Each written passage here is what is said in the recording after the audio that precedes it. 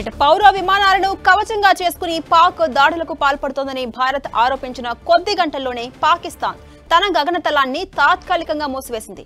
ఉద్రిక్త వాతావరణం పెరుగుతున్న నేపథ్యంలో ఎయిర్మెన్ కు నోటీసులు జారీ చేసింది. ఇవాళ తెల్లవారుజామున 3:15 నుంచి మధ్యాహ్నం 12 గంటల వరకు అన్ని రకాల విమానాలకు గగనతలం మూసివేస్తున్నట్టు పాకిస్తాన్ పౌర విమానయాన సంస్థ తెలిపింది. మరోవైపు పాకిస్తాన్ తన గగనతలాన్ని తెరిచి ఉంచడాన్ని భారత్ తీవ్రంగా తప్పుపట్టింది.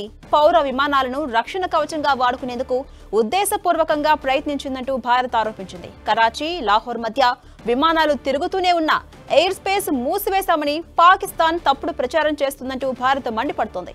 మరోవైపు ఎల్ఓసీ వెంట కాల్పులు జరుపుతోందని, ప్రార్థనా మందిరాలపై దాడులు చేస్తూనే లేదంటూ అబద్దాలు ప్రచారం చేస్తుందని వింగ్ కమాండర్ వ్యోమికా సింగ్ తెలిపారు. ఇక టర్కిష్ డ్రోన్స్ తో భారత నగరాలపై దాడి చేసిన అనంతరం భారత్ మాత్రం ధీటుగానే సమాధానమిస్తోంది. దీంతో భయపడ్డ పాకిస్తాన్ తన గగనతలాన్ని మూసివేసింది. పాకిస్తాన్ భారత్లోని పశ్చిమ ప్రాంతాల్లో దాదాపు 300 నుంచి 400 డ్రోన్స్ తో దాడులకు దిగింది. వీటి అన్నింటినీ భారత్ ఎప్పటికప్పుడు చిత్తు చేస్తూ వస్తోంది. దీంతో చేసేదేమీ లేక పాకిస్తాన్ తన తోక ముడవక తప్పట్లేదు. భారత్ దెబ్బకు దిగొచ్చిన పాకిస్తాన్ తన గగనతలాన్ని మూసేస్తున్నట్టుగా ప్రకటించింది.